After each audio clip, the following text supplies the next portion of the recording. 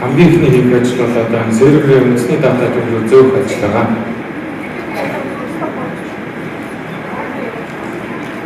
За тэгээд үндсэн дата төгрөг зөөсний дараагаар эрүүл мэндийн яамнаас эмчнэр нэгдсэн нэр нууц зүгээр бүх системд нэвтэрдэг тийм системийг ажиллуулж байгаа юм лээ. Тэр системд холбогдчих юм бол ямар ч олон програм, шинэ програм нэвтэрсэн эмчнэр маань дахин нэр нууцыг оруулах шаардлагагүй. Бүх системд эрүүл мэндийн яамнаас гарч байгаа бүх системд нэг нэр нууцыг нэвтрэх боломжтой болж байгаа. Тэгэхээр одоо чиглэлийг бүтэн ч юм уу юм хэрэгтэй бүгдэнд нэг нэр нууцаар хандах боломжтой болно гэсэн. Тэрний дараагаар өвчтний мэдээлэл гээд нэгдсэн өвчтний мэдээлэл нь болохоор эрүүл мэндийн яамнаас гаргаж байгаа бас нэгдсэн сан байгаа. Тэр сантай холбогдчихно. Тэгэхээр зөвхөн зүрхний хэлбэрээр бусад бүх төрлийн өвчний түүхүүд болон мэдээллүүдийг авч болно гэсэн тухайн өвчтөнд хамааралтайгаар. За энэ гурван ажлыг хийсний дараагаар сумын модулыг нэвтрүүлэх ажил маань эхэлнэ. Тэгээд нэвтрүүлсэнийхаа дараа сумын эмчнэр IT-нуудын зориулж сургалт явуулна. Тэгээд дараагийн нэг том ажил бол эмийн кардиог өөр салбарт нэвтрүүлэх ажил байгаа. Манай зөвлөлт зөвлөс шилдээсэн таск ерөнхийдөө нэвтрүүлэхээр зорж ажиллаж байгаа. За тэгээд хэрэглээний статистикуудыг танилцуулъя.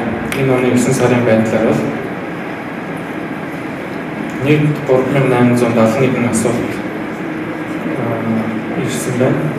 Тэрэнд нь 8522 хариу зөвлөгөө өгч нийт 193,655 өвчтөн бүртгэгдээд өдөр тутмын үзэл нь 280,293 байна. За, эмийн кардиогийн хамгийн сонирхолтой хэсэг нь юу гэхээр судалгааны ажилд ашиглах боломж байгаа. Энэ нь юу вэ гэхээр эмийн кардио гэдэг маань маш их өвчлийг цуглуулсан байгаа.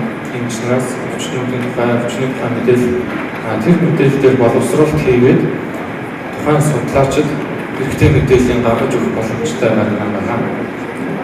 За, энэ дээр холбоотойгоор би 3 жишээ авсан байна. Тэднийг танилцуулъя. За, жишээ нь улсын хэмжээнд 2017 онд хэдэн өдөр тутмын үзлэг хийгдэж аль аймагт хамгийн их үзүүлсэн байна вэ гэдэг ямар нэг шийдвэр гаргах төвчний хүнд хэрэг болсон байна гэж бодъё. Тэгэх юм бол манай програмаас ингээд ерөнхий бүх дата бүртгэгдсэн гарч болж байгаа. Одоо жишээл багийн 42, баян зөвлөлт 646 байгаа. Харин энэ дээр нэг хийх ёстой юм юу гэхээр үйлдэлийг цэвэрлэж өгөх шаардлагатай. Энд дээр Багнуур Улаанбаатар гэж нэг бичээд энд нь Улаанбаатар BND гэдэг хоёр өөр нэрээр яг адилхан ямиг бичснээр үйлдэл нь хуваагдсан байна. За өөр жишээлбэл энэ алаах шүхтэй гэхэд ингээд 3 янзаар бичдэг ч юм уу тийм. За энэ бүх мэдээллүүдийг үйлдэлийг цэвэрлээд шүүсний дараагаар бид нэр өөрсдийн хэрэгтэй мэдээлэл гаргаж авч хийж байгаа. Тэгвэл Дорногов 17 онд 4971 үйлчлэгийн мэдээлэл оруулсан байна. За графикаар харах юм бол иймэрхүү маягаар өөрсд хэрэгтэй мэдээллийг хурдан гаргаж авч болно гэсэн. За хоёрдугаар жишээ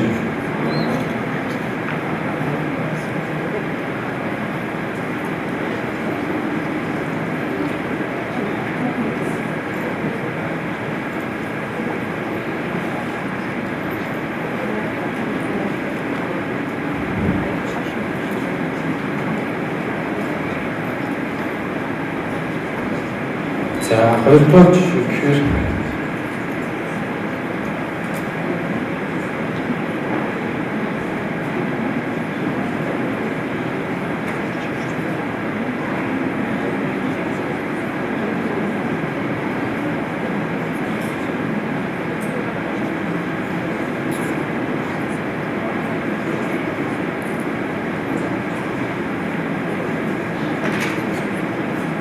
хоёрдугаар жишээ нь нийт өвчтөнд дундаас анхны тохиолдолд бүртгэгдсэн хэд байна вэ гэх. Энэ болохоор энэ хэсэгт эмчнэр өвчний өвчтний шинэ үзлийг бүртгэхдээ хэрэглэдэг хуудсын хэсэг нь харагдаж байна. Тэн дээр анхны удаа ирж үзүүлж байгаа нь ингэж тэмдэглэдэг. Тэгэхээр ингэж тэмдэглэсэн нийт хэдэн өвчтөн байна вэ гэдэг нь мөн л маш хурдтайгаар програмын сангаас шүүгэл дараах боломжтой. Иймэрхүү сонгох үйлдэл дээр болохоор цэвэрлэх үйлдэл шаардлага байдаг. Яагаад гэвэл хэрэглэгч өөр янз янзын нэрээр анх гэдгийг англиар, монголоор янз янзаар бичих гэсэн асуудал гардаг болохоор шууд ингээ хариунд авах боломжтой байгаа. За гуравдугаар жишээ нь нийт бүртгэлээс артерийн гүйлтийн замшигтай хүмүүсийн талаар анализыг харуулж байгаа. Тэгэнгүүт үсээр нь харуулах юм бол эрэгтэй 55%, эмэгтэй 45% эзэлж байна. За насаар нь харуулах юм бол 10-аас дээш насны хүүхэд бол 1.4%, 20-аас дээш бол 1.6%, 30-аас дээш насныхан 3% гэмтээр ингээд насны тусгаар өсөж байна гэсэн анализыг гаргаж авч болж байна. За ингээд асуулт байна. Надад нэг асуулт байна. Энэ програм ерөнхийдөө маш хэрэгтэй болдог. Тэгэхээр зөвхөн нөгөө програмчлал нөгөө сайн мэдгүй болоод шилхэн суны модулуудыг оруулах яг өөрийнхөө нөгөө хэрэг цаг болдог. Энэ програмыг бүтээхэд ер нь хэрэг хэцүү байдаг гэсэн. Ер нь бол код бичихд бол миний хувьд амархан л та. Миний хувьд ч гэхгүй ер нь програм бичигчдийн хувьд харин нөгөө энэ том төрийн систем олон хүмүүс ашиглах зүйл болохоор шийдвэр гаргагч нартай одох тийм асуудал байдаг. Тэгээд нэвтрүүлэлт сургалт дээр байдаг. Тэгэхээр ерөнхийдөө нэг модуль хамгийн багадаа 6 сар шаарддаг.